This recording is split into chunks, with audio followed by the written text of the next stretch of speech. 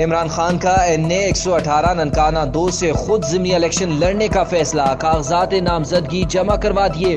نشد سابق وزیر داخلہ اعجاز احمد شاہ کے استعفے کے بعد خالی ہوئی تھی۔ اس دوران کارکن عمران خان اور PTI کے حق میں نعرے بازی کرتے رہے۔ امیدوار اپنے کاغذات نامزدگی 10 سے 13 اگست تک جمع کروا سکتے ہیں۔ پولنگ 25 ستمبر کو ہوگی۔ دیگر شہروں کی طرح گوٹکی میں بھی ہندو برادری آج رکشا بندھن کا تہوار منا رہی ہے۔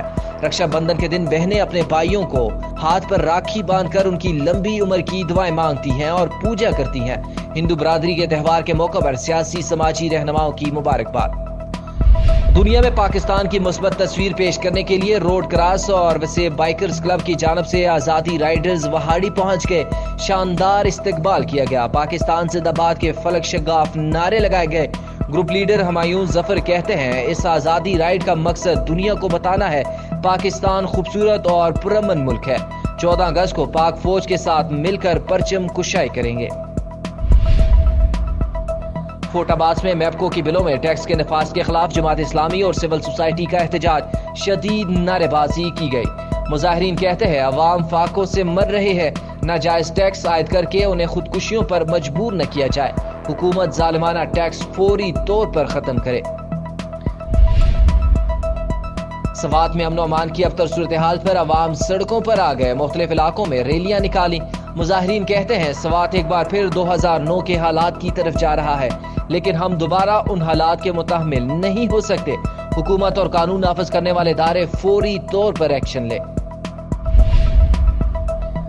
گوٹکی میں پولیس کے جرائم پیشہ افراد کے خلاف کارروائیاں جاری۔ گوٹکی اور باڑو ڈرکی کینجو میں 4 الگ الگ پولیس مقابلوں میں 4 ڈاکو زخمی حالت میں پکڑے گئے، اسلحہ بھی برآمد۔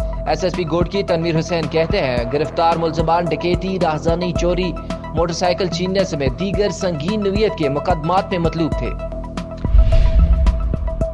منڈی بہاولدین میں پنجاب فوڈ اتھارٹی کا ملاوٹ مافیا کے خلاف کریک ڈاؤن۔ دوسرے شہروں کو منتقل ہونے والے ہزاروں لیٹر مضر صحت دودھ کی گاڑیاں پکڑ لی۔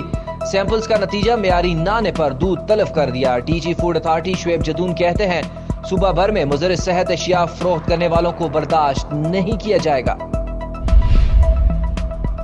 اور چترال میں وادی ارکاری اور رباط کے درمیان واقع خوبصورت بستی سلطان کی خوبانی اپنے منفرد ذائقے، رنگت، ساخت کے اعتبار سے دنیا بھر میں مشہور ہے، تاہم اسے لمبے عرصے تک محفوظ بنانے کے لیے جدید ذرائع نہ ہونے کے باعث یہ ضائع ہو جاتے ہیں۔ مکینوں کا حکومت سے وسائل کرنے اور برفانی تودوں سے بچاؤ کے لیے حفاظتی دیوار کی فوری تعمیر کا مطالبہ۔